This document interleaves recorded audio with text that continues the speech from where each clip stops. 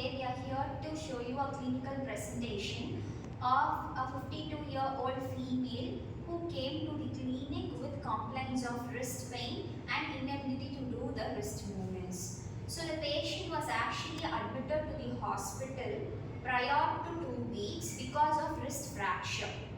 So what are the types of wrist fracture?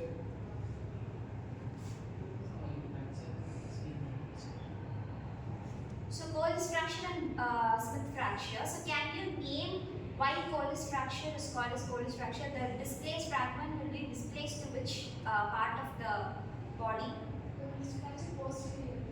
Yeah, posterior in the sense dorsal displacement of the fractured segment. While on contrast, Smith fracture, the fragment will be on the ventral side. So the patient was presented with dorsal displacement, so it was obviously a Colles fracture.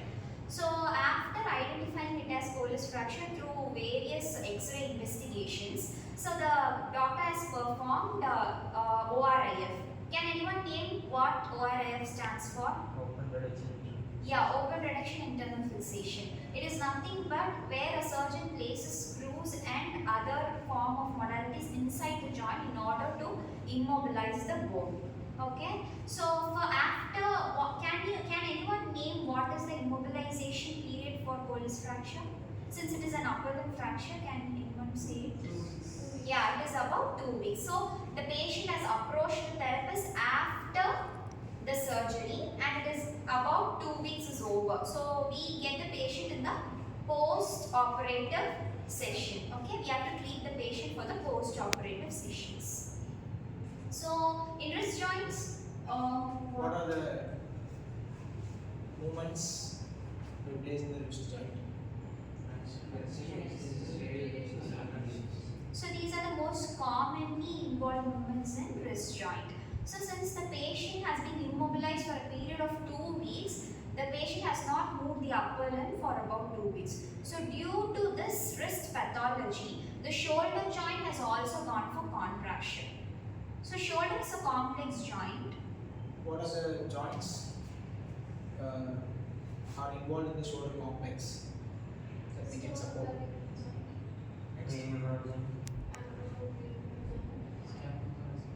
Yeah. So among the 4 joints, the 3 joints will go for complete contraction.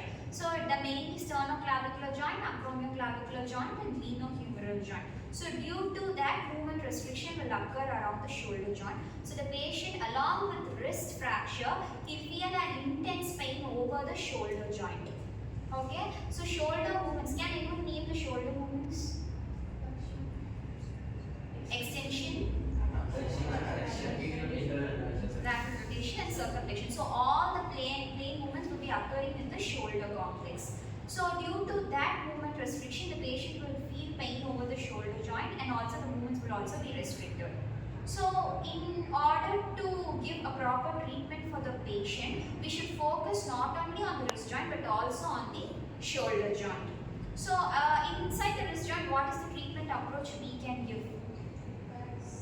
Yeah, vaccine we can give. So what is the purpose of vaccine? Yeah, in order to mobilize the joint, the patient will be in intense pain. So applying the wax will help in relaxation of other surrounding structures over the joint. So we can easily mobilize the joint around the shoulder.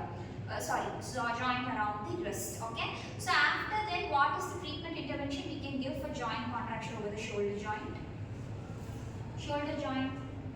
What are the treatment intervention we can give? Yeah, we can give electrical modalities such as IFT. What is the purpose of applying IFT over the shoulder complex? To decrease? No, mainly to decrease the pain. The first goal is to decrease pain. Patient will be coming to us in severe pain. So in order to decrease pain, we have to apply IFT. Okay. So after application of IFT, what are the movements we can give for shoulder joint? Initially, what are the movements we can give? Yeah, not only flexion extension, the patient can't lift the shoulder beyond certain degrees. So what we can do is we can advise the patient after application of IFT, we can advise the patient to do pendulum movements. So you have to advise the patient by just holding other hand, unaffected hand over the chair and doing opposite side pendula movements. So in this way, the shoulder, glenohumeral joint and acromioclavicular joint will get somewhat mobility will be promoted. So in this way we can get, and according to the wrist pathology, we can get active movements by placing the wrist over a stable surface and by providing active movements over. Active movements of the wrist can be promoted. So in this way, these are the initial treatment interventions for a patient who comes within a post-operative phase after a wrist fracture. Thank you.